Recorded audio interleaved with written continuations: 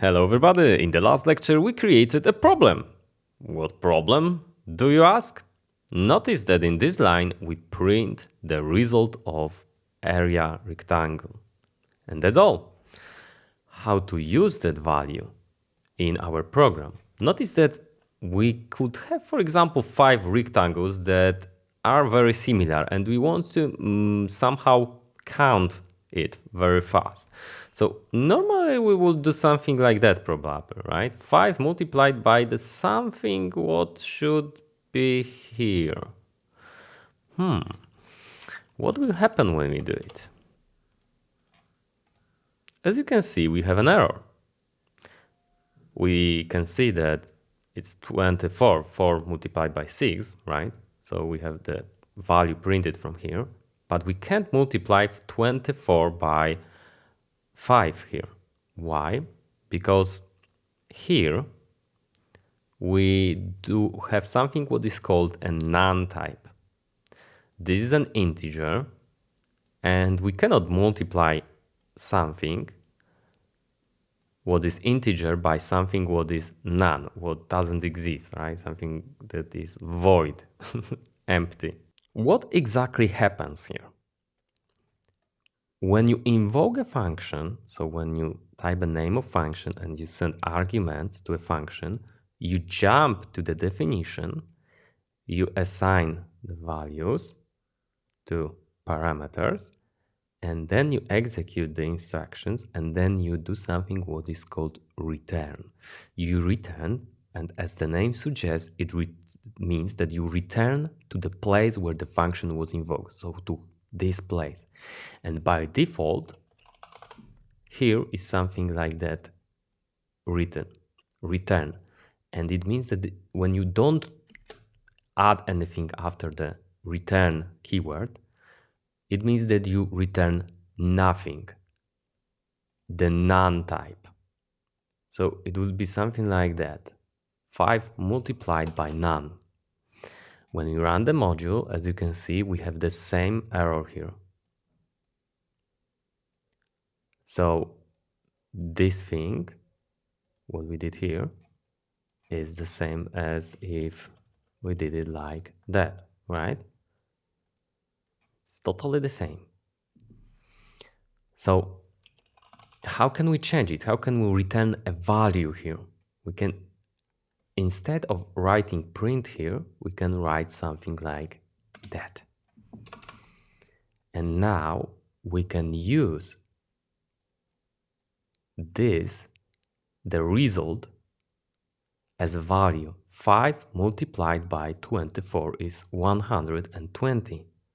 This is really cool because now we can easily use our function as many times as you want, and we can, for example, multiply the value that is gonna be returned by another value, right? So it's better than printing the value inside a function.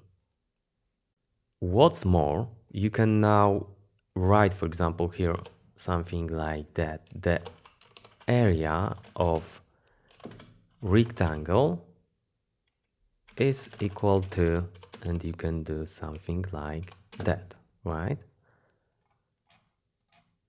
And we got a message like that. We could also, make it here, right? Print.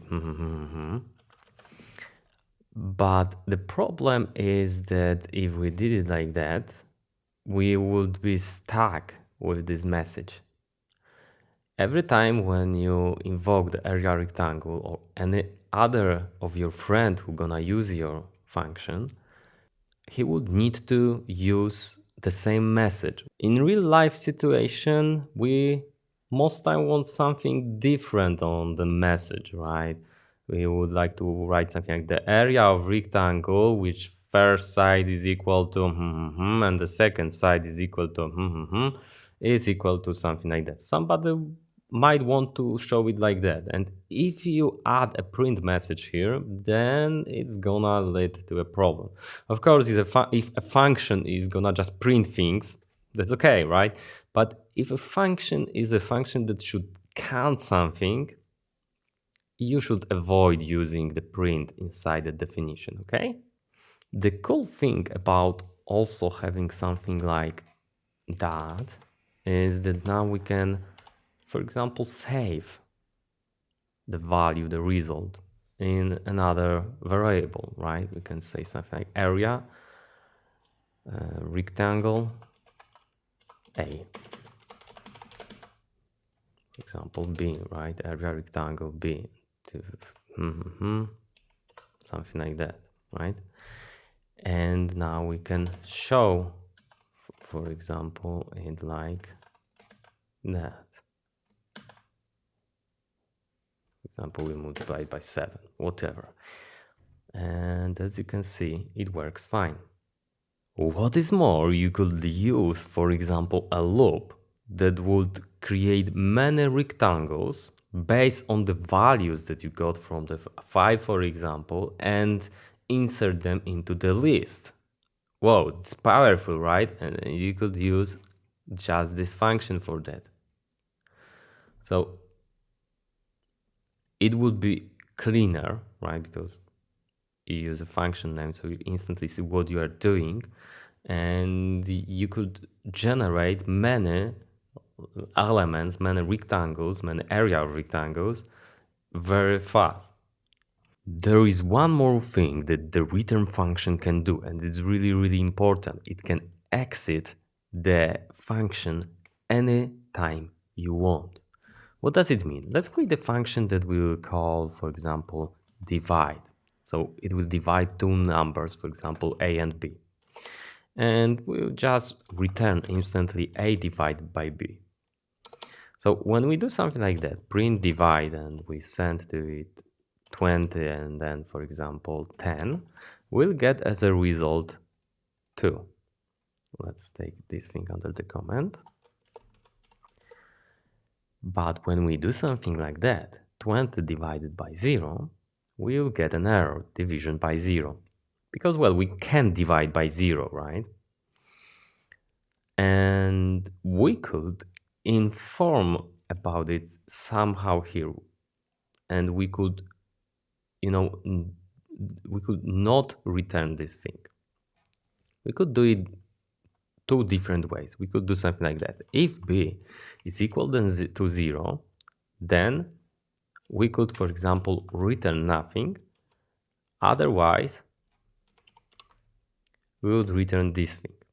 But with the knowledge that return means exit from the function, we do not need to type the else here.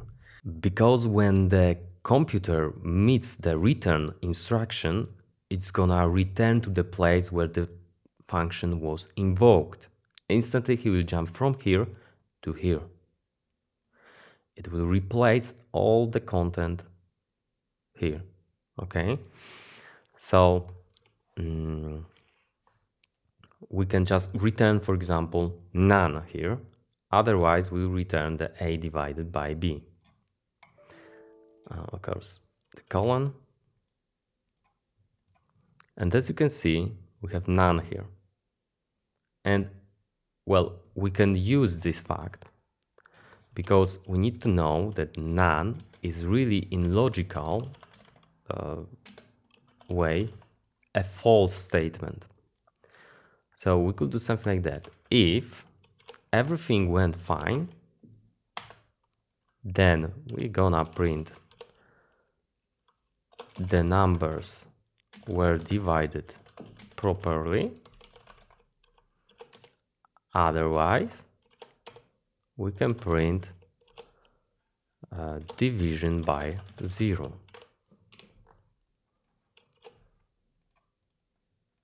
As you can see, division by 0 is shown because we returned here none, right? 20 is passed here, 0 is passed here, b is equal to 0, so return jumping here, and this is replaced by this. If none, the numbers were divided properly. No, because none means false, so we're gonna see division by 0. If we wanted to use the value from here, we could do something like that.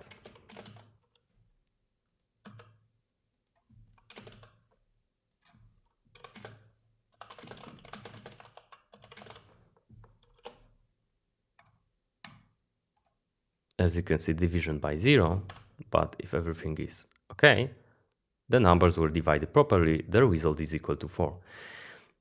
You might be thinking, we could put the print here, right? Yeah, maybe it will be a good idea, but if somebody would want to have a different message in a few places, then it could lead to a problem. Unless you would specify as a third argument what would the error be, then okay, that's okay, because you give the option to change the message, okay? But otherwise, try to count something, return the values, and that's all, okay? So remember, every time when you invoke a function, you jump to the place where the function is defined, you assign the values that were sent as arguments to the parameters, and then you execute every instruction until the return statement is met. If the return statement is not shown, then even it's not there, the none type is gonna be returned, right? None is gonna be retained. And always when the function executes everything, this thing, the name of function, the parentheses with the arguments inside, are gonna be replaced by the value that was the result. So in our case, for example, 24, or of course none, right? If there was no return statement or return statement was blank, right? When there is nothing after the return statement. So 24, and here was, I think, 48, right? So it's replaced. It's really important. So you can reuse these values in your program. You can use them later. Okay, that's only a lesson.